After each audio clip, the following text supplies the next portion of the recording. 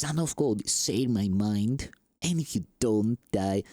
This is the season 3, the episode 552 in the series How to Manifest Immortality. And the name of today's teaching is The Time of Rebirth.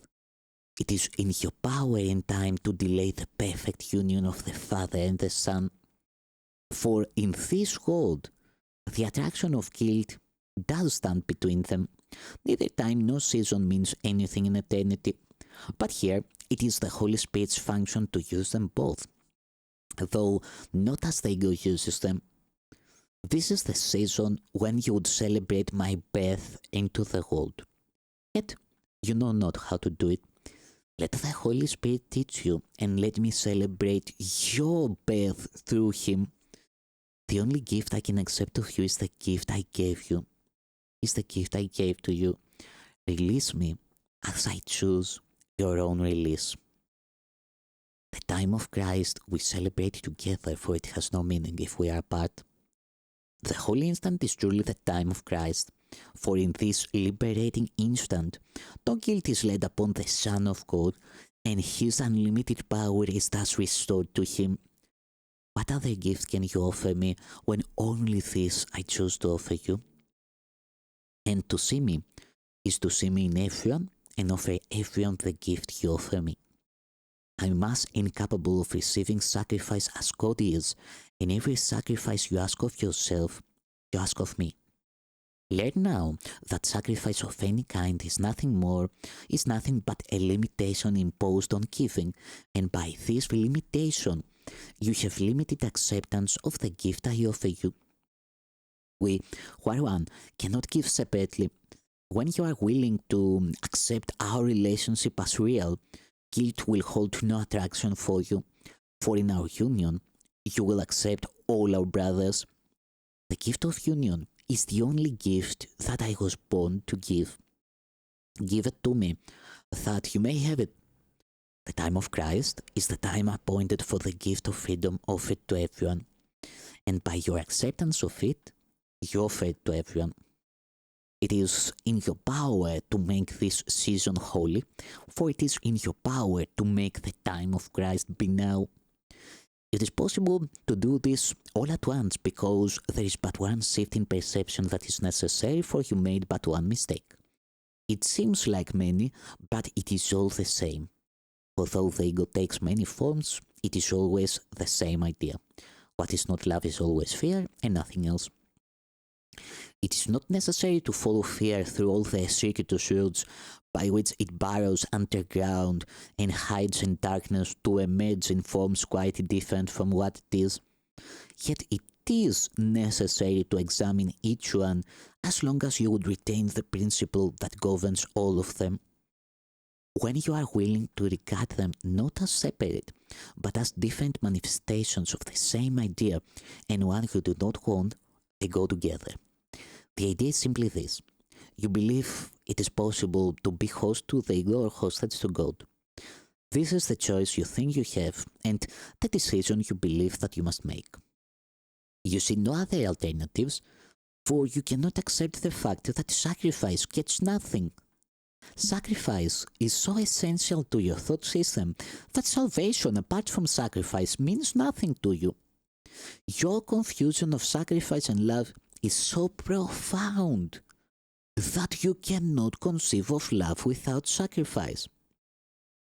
And it is this you must look upon. Sacrifice is a tag, not love. If you would accept but this one idea, your fear of love would vanish. Guilt cannot last when the idea of sacrifice has been removed. For if there is sacrifice, someone must pay and someone must get. And the only question that remains is how much is the price and for getting what. As host to the ego, you believe that you can give all your guilt away whenever you want and thereby purchase peace. And the payment does not seem to be yours.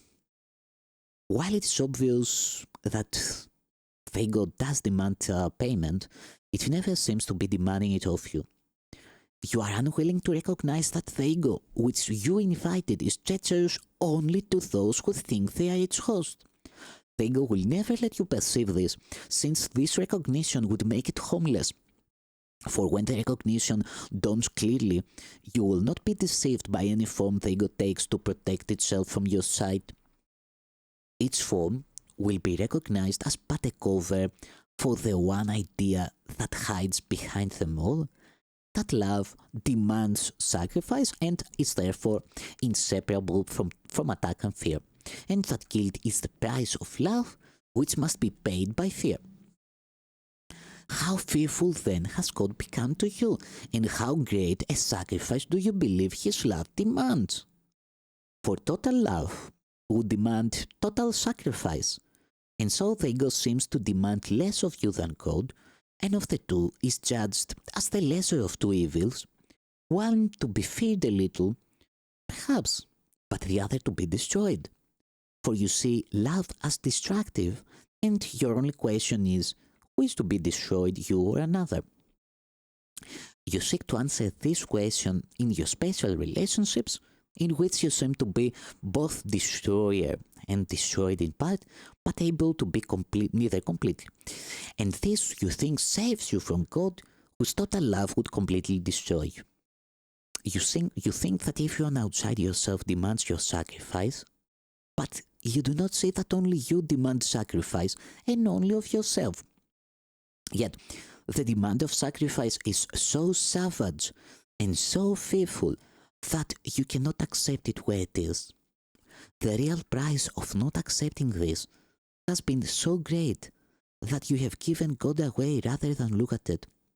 For if God would demand total sacrifice of you, it seems safer to project Him outward and away from you and not be host to Him. To Him you ascribed the ego's treachery, inviting it to take His place to protect you from Him. And you do not recognize that it is what you invited in that would destroy you and does demand total sacrifice of you. No partial sacrifice will appease this savage guest, for it is an invader who but seems to offer kindness but always to make the sacrifice complete. You will not succeed in being partial hostage to the ego, for it keeps no bargains and would leave you nothing. You must choose between total freedom and total bondage, for there are no alternatives but these. You have tried many compromises in the attempt to avoid recognizing the one decision you must make. And yet, it is the recognition of the decision just as it is that makes the decision so easy. Salvation is simple, being of God, and therefore very easy to understand. Do not try to project it from you and see it outside yourself. In you are both the question and the answer, the demand for sacrifice and the peace of God.